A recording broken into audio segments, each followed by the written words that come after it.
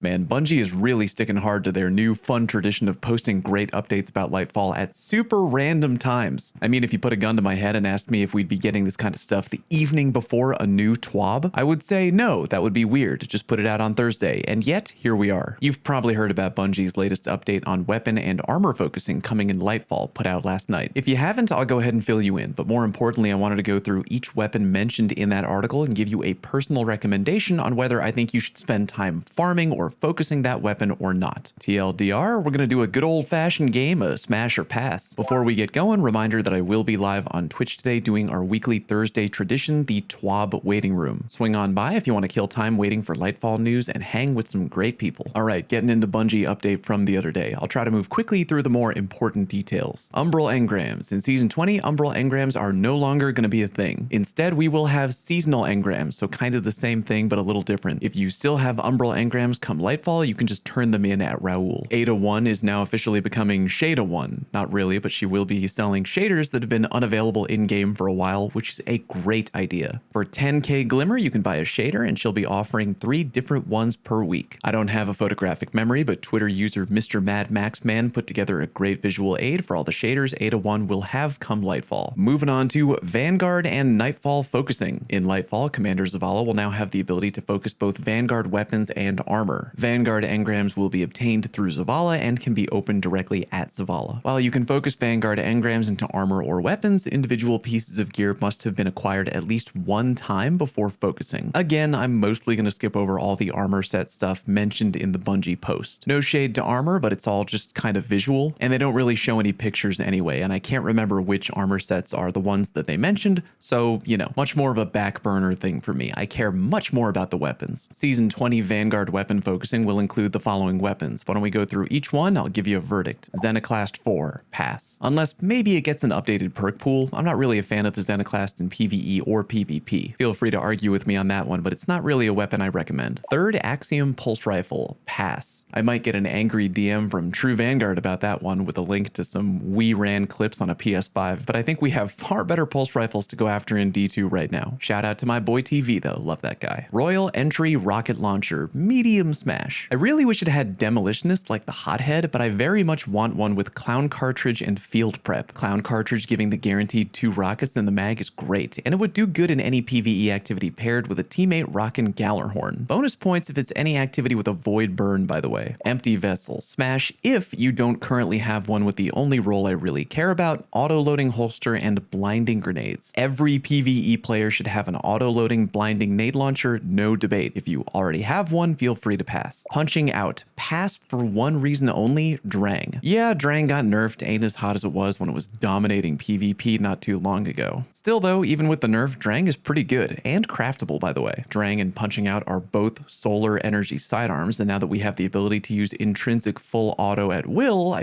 really see Drang as just being a better Punching Out. I'd probably only use Punching if it had rangefinder to get to 13 zoom anyway, but Drang has 13 zoom by default.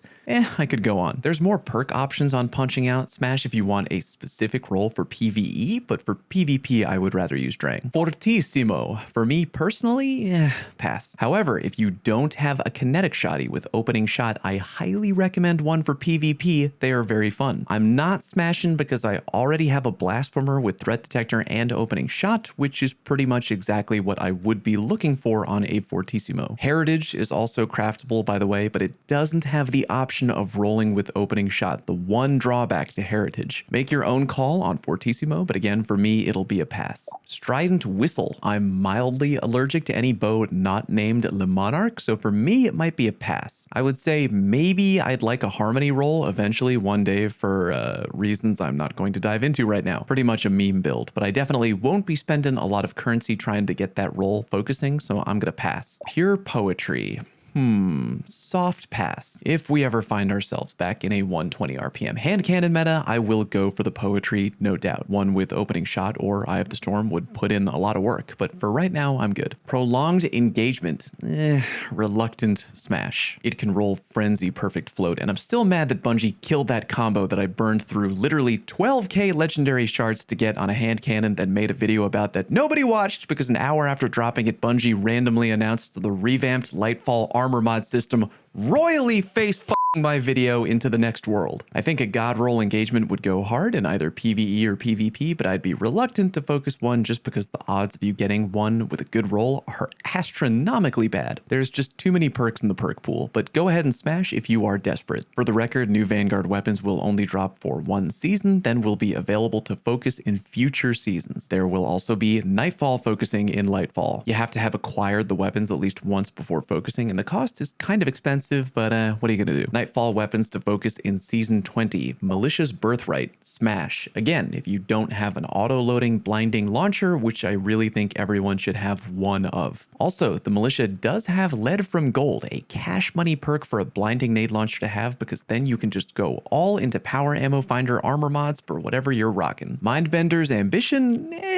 Pass. Mindbender used to be a king way back when, but if I'm using a shoddy in PvE, it's probably going to be a slug shoddy, and if I'm using a shoddy in PvP, it ain't going to be Mindbender unless we get some goddamn better perks out here. If the perk pool don't change, I would much rather use a Matador or a Found Verdict all freaking day. Wendigo GL3. I'm going to say Smash. I'd really like to get one with Explosive Light, which I don't have yet. If we ever get back into another grenade launcher heavy DPS PvE meta, Wendigo would really shine. Hung Jury SR4, hard smash. I dragged my feet on getting one before, and ever since seeing clips of Defy Fly on Twitter absolutely popping off in PvP with the jury, I've wanted one really badly. Unfortunately, it can no longer 2-tap, but with the right roll, it is a monster and a weapon that Defy firmly stands behind even now. I will be grinding a box breathing roll for PvP shenanigans without question. Actually, come to think of it, maybe I don't have to. Hung Jury Adept will be in the GM rotation next week. Also, go follow Defy Fly. The Swarm,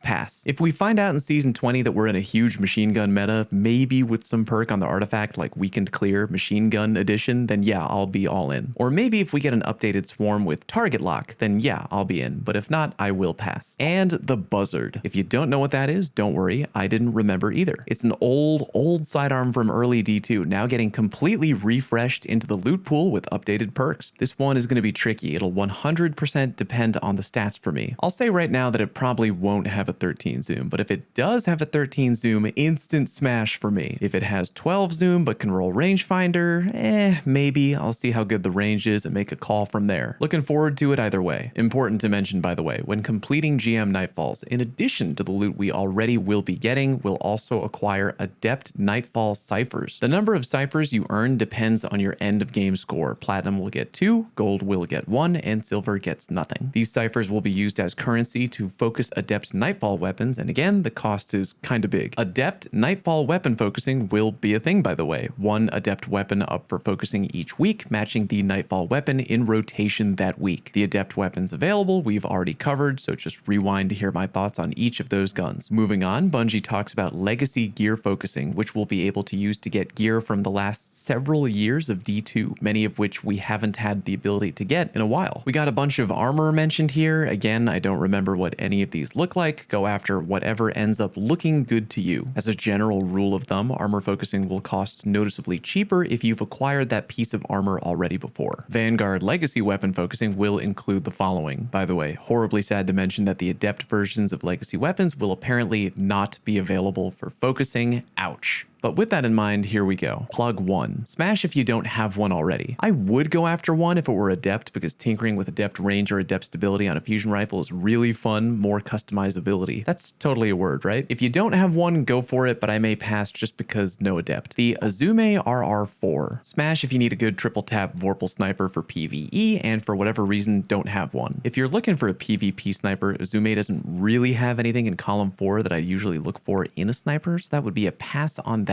for me. The Hothead, definite smash if you don't have one. The lack of Adept does hurt, but you'll probably be fine with just boss spec or major spec. The Hothead remains a terrific pairing with any teammate rocking the Gallarhorn. Demolitionist Clown cartridge is the role I would recommend you go after, but Clown field prep also does work. So does Lasting Impression, so does auto loading. Great PvE launcher all around. The Comedian, hard pass. Laughably bad perk pool for PvP. It would need an entirely new perk pool for me to care. For PvE, maybe, but I would rather use a slug shotgun to be completely honest. Duty bound, big pass for me, not unless auto rifles suddenly become meta in Season 20, or if the duty bound gets a hot new perk that makes it godly, which I doubt. Silicon Neuroma, smash if you don't have a triple tap firing line roll for PvE right now. Triple tap firing line is a tried and true damage dealing combo, and if we ever get an artifact perk that really benefits sniper rifles in PvE, that would be a great damage dealer. DFA, hell to the no. I was really looking forward to the revival of that gun, and all I got was disappointment. It ranks low on my personal hand cannon tier list, no thank you. Horror's least. Here's a unique answer. It's a great pulse rifle, but I'm gonna say pass. And the reason I say pass is because looking at my GM calendar, it is available now, like right now, this week in D2 in GM Nightfalls, and you can get the Adept version. So maybe if you can, don't wait until Season 20, just go grind one out right now, because legit, with the right roll, the Adept version is very good. Smash if you're out of town this week and don't have one. Again, weapon focusing cost will be fairly high, but you do you. Vanguard armor available for focusing, and I repeat, no idea what these look like, just go for whatever you want to complete your collection. Same thing goes for Gambit armor, and again, the cost will be cheaper if you've acquired a piece of armor before. Iron Banner weapons available for legacy focusing. Archon's Thunder, hard pass unless we get an updated perk pool that makes it a better PvE damage dealer, or we get an artifact mod in Season 20 that makes machine guns god tier. Reese Walker, smash. With all the recent pellet spread shotgun changes, I would be happier if it were a precision frame, but out of all the lightweight PvP frame shotties, Reese Walker is still good. If it gets an updated perk pool in some way that includes either opening shot or threat detector, I will upgrade this to a hard smash. Occluded Finality, hard smash, especially if you play PvP on controller. I try to play PvP on both M&K and controller, and when I plug my controller in, that god roll Finality goes hard. I seriously love that sniper to death, and even if someone offered me a lot of money to delete it,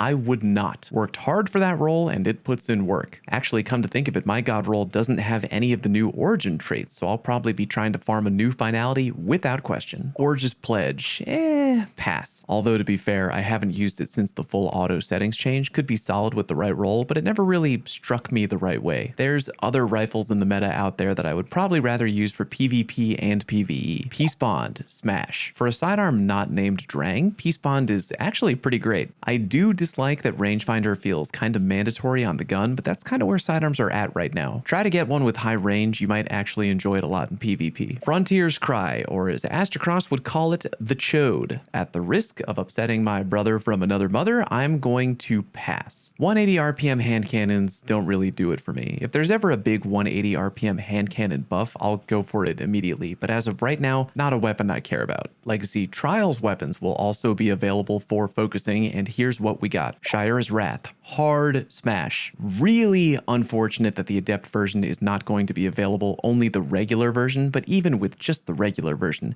if you've never used Shira, you're about to have a great time. Really try to get that max range kill clip god roll and just lay waste to everyone in PvP at mid-range. So enjoyable. Focus if you don't have one for sure. Next we got Reed's Regret, smash. Although if elemental wells weren't changing in Lightfall, it would be a hard smash. Still probably worth it for a PvE damage dealing god roll, especially if you don't have one with Viced Stinger. Aisha's Embrace, it's a fun weapon, but by no means a mandatory one. IMO, I will say pass unless we get a crazy scout rifle artifact mod. Burden of Guilt, smash if you don't have a chill clip fusion rifle, as that is going to be a very valuable tool for champion stunning in Lightfall. It's also not bad at all in PvP with the right roll, although I do prefer my god roll main ingredient. Forgiveness, actually smash if you play mouse and keyboard PvP. Normally I think most sidearms are pretty bad on mouse and keyboard, but Forgiveness feels kind of good at mid-range. Come to think of it, my buddy True Vanguard I think does actually enjoy the Forgiveness on controller, but I really only enjoy it on M&K. You do you, but I think it's worth your time. Quick note by the way, Bungie mentions that Adept weapon focusing for trials in Season 20 is going to see lower cost, and they mentioned it requiring a 7 win trials ticket, but they don't say a flawless trials ticket. That means, in theory, you may be finally able to get an adept weapon in trials without going flawless. It might cost you an arm and a leg, but it will be doable, and I think that's a hot change. Some people might take the,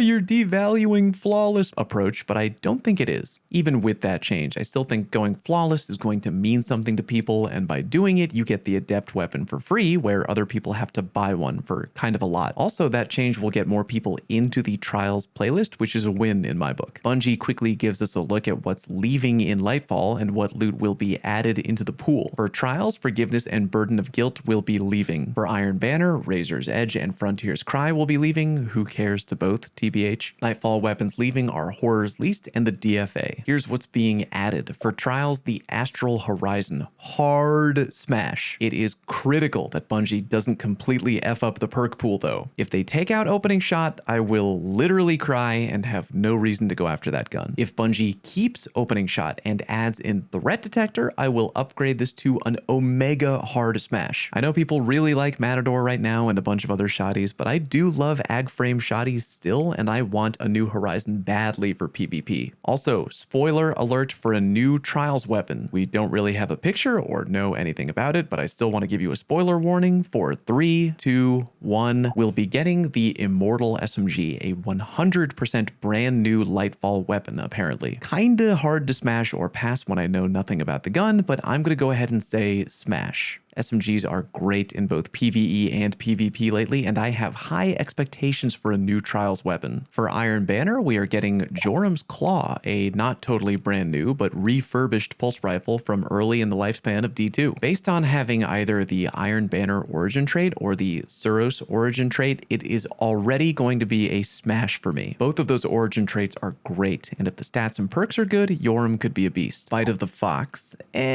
soft smash. In the dark, under the covers where no one can see anything with the lights off and we're both drunk. It's not a bad sniper at all. I kind of enjoy it, but it does have a weird 43 zoom value that I think a lot of people don't enjoy. It's got a lot of competition right now too, but I say go for it if you don't have a good one already, provided Bungie doesn't completely F up the perk pool. Nightfall weapons returning are Buzzard and Swarm, which I already covered earlier, 1 potential smash and 1 pass. Let me know down in the comments section how you feel about any particular weapon Bungie mentioned. Are there any you really want to grind out or any you just don't give a crap about at all? I want to hear from you. Let me know. And again, if you're watching today's video on Thursday, feel free to hop on over to the stream channel and join us in the TWAB waiting room. Thank you very much for watching, and I'll see you on stream.